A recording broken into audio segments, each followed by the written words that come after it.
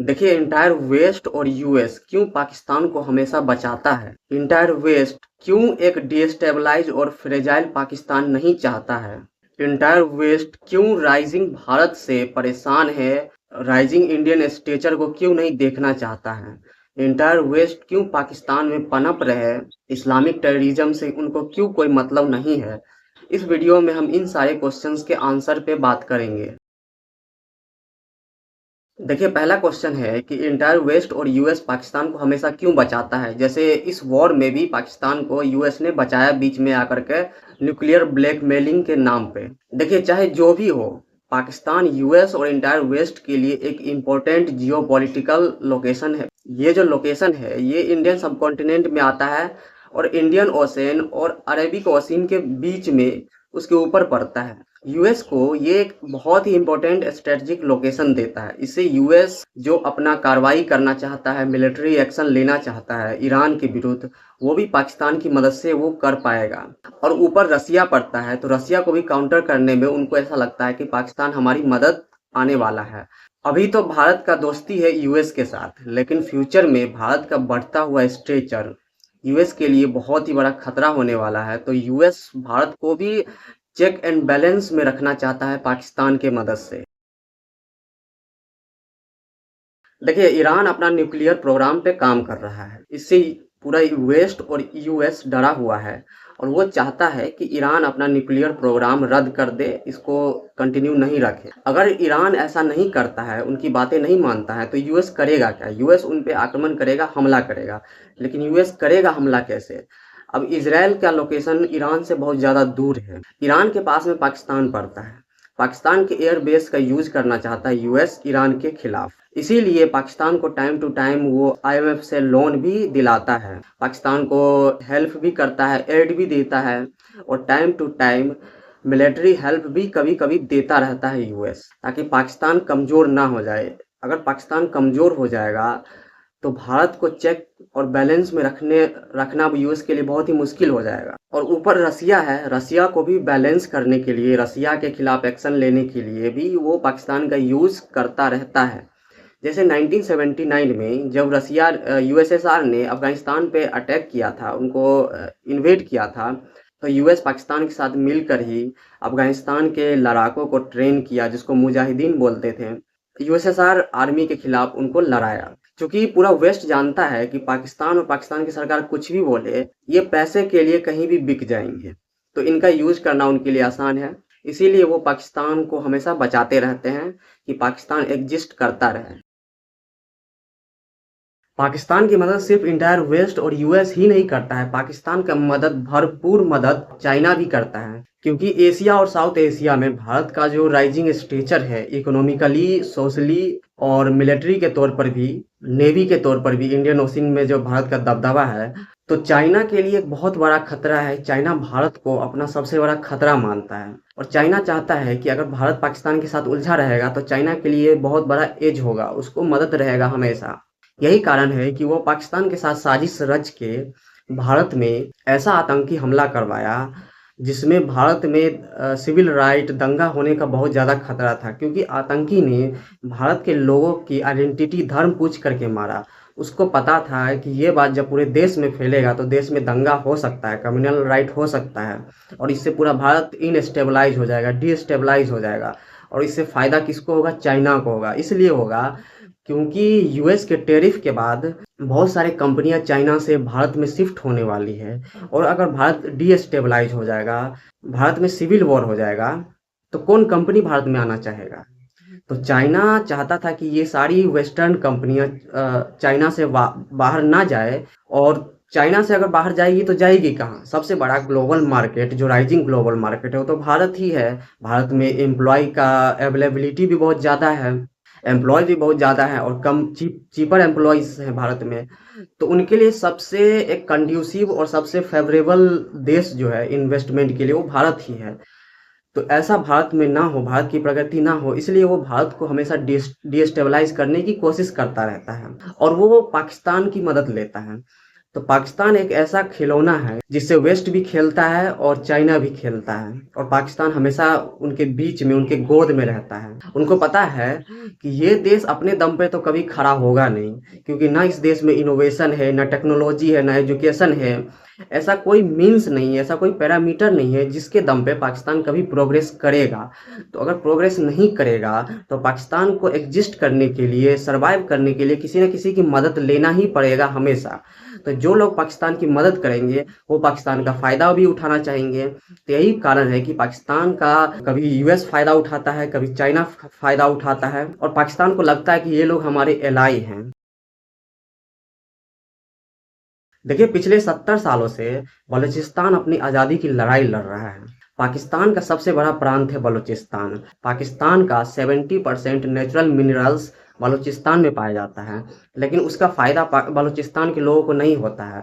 वो सारे रिसोर्सेज को पाकिस्तान के पंजाब प्रांत के लोग और चाइना लूट के ले जाते हैं। और बलूचिस्तान पाकिस्तान का एक नेचुरल हिस्सा है नहीं, क्योंकि जिन्ना ने इलीगली और फोर्सफुली धोखे से बलूचिस्तान को पाकिस्तान में एनेक्स किया था। तो बलूचिस्तान के लोग कभी भी नेचुरली और विलिंगली पाकिस्तान के साथ मिले ही नहीं, इसीलिए बलूचिस्तान हमेशा पाकिस्तान से अलग होने की कोशिश करते रहता है। पाकिस्तानी आर्मी जो वहाँ पे डिप्लॉय रहता है बलूचिस्तान में, उन पे अटैक भी करते रहता है।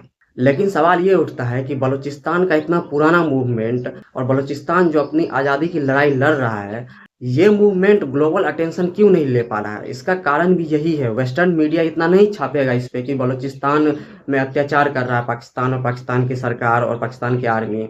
इसलिए कि बलूचिस्तान अगर अलग हो जाएगा तो पाकिस्तान इकोनॉमिकली भी बहुत कमज़ोर हो जाएगा, और उसका जो सी का पैसेज है, बलूचिस्तान एक बड़ा वाइडर सी एक्सेस देता है पाकिस्तान को, इससे पाकिस्तान बहुत कमज़ोर हो जाएगा। और अभी अभी मैंने आपको समझाया है कि कमज़ोर पाकिस्तान वेस्ट और चाइना दोनों के लिए खतरा है। तो वो कभी नहीं चाहते हैं कि बलूचिस्तान पाकिस्तान से अलग हो, इसीलिए वो बलूचिस्तान के फ्रीडम मूवमेंट को सपोर्ट नहीं करते हैं। इसको ग्लोबल अटेंशन मिलता नहीं है।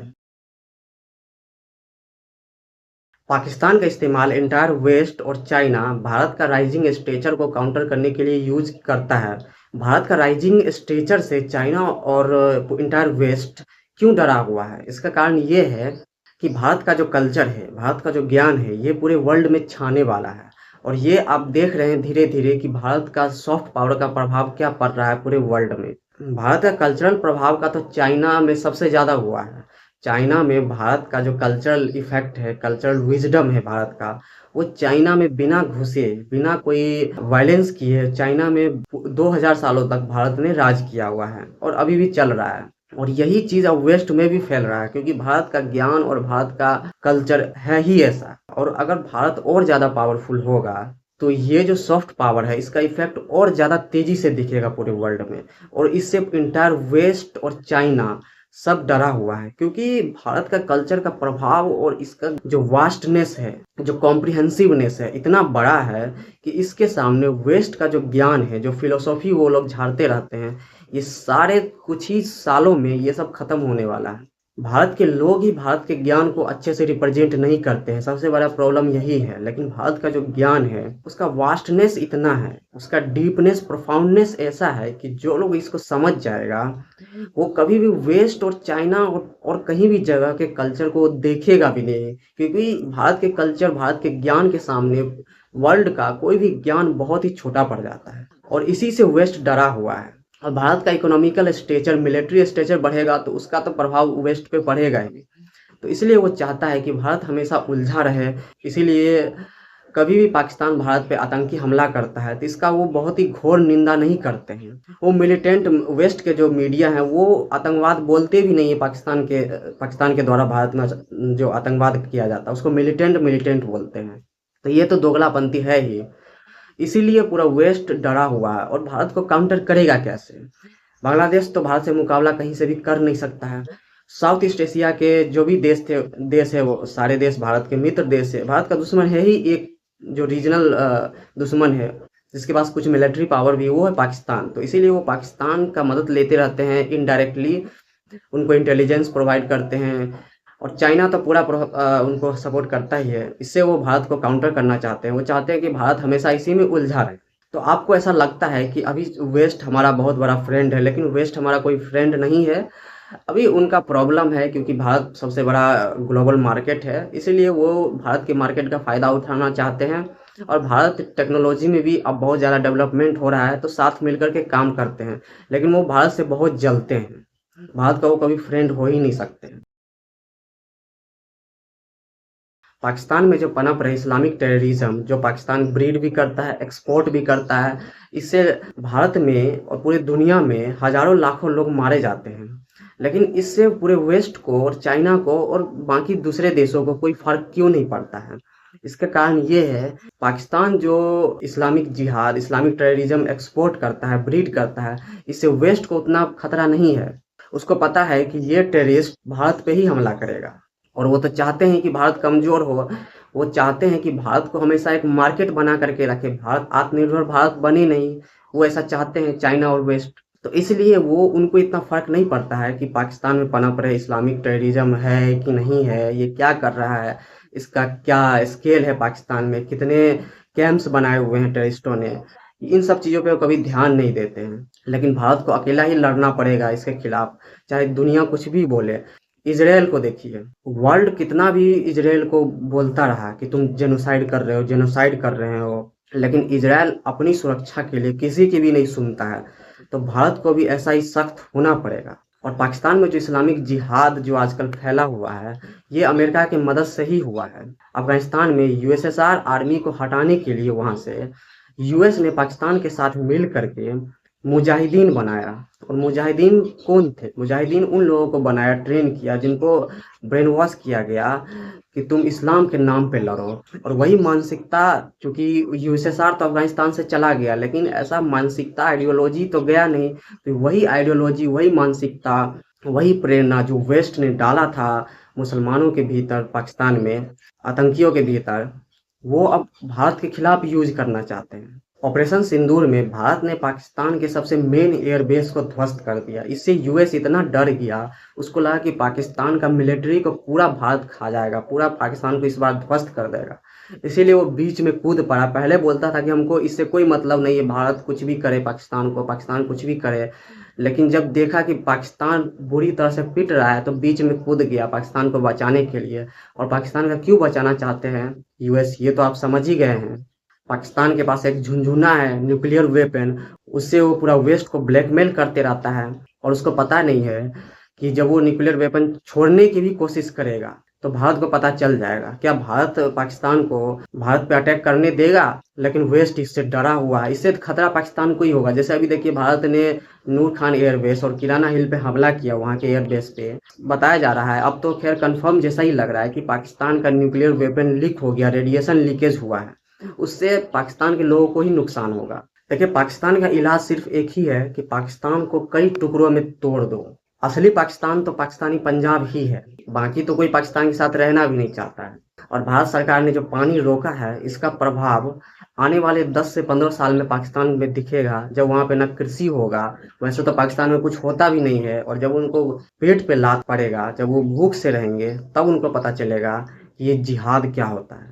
और ऑपरेशन सिंदूर में भारत ने सिर्फ पाकिस्तान को नहीं ठोका, पाकिस्तान के साथ साथ चाइना को भी ठोका, क्योंकि चाइना पाकिस्तान को पूरा मदद कर रहा था।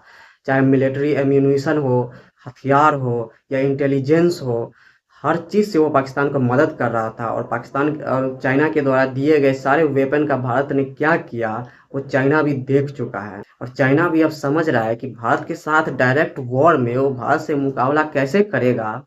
वो इस बात से चाइना भी परेशान है। इसलिए चाइना कभी भारत से डायरेक्ट उलझना नहीं चाहता है। चाइना चाहता है कि किसी तरह से भारत को डिस्टेबलाइज कर दे, भारत में सिविल वॉर करवा दे हिंदू और मुस्लिम के बीच में। लेकिन भारत की जनता, भारत की सरकार, भारत के आर्म फोर्सेस, भारत के सिक्योरिटी फोर्सेस, भारत के विपक्ष, सभी लोग इतने समझदार और इतने संयम से काम लेते हैं कि ये पाकिस्तान और चाइना के सारे साजिश को नाकाम कर देते हैं। चलिए, जय हिंद।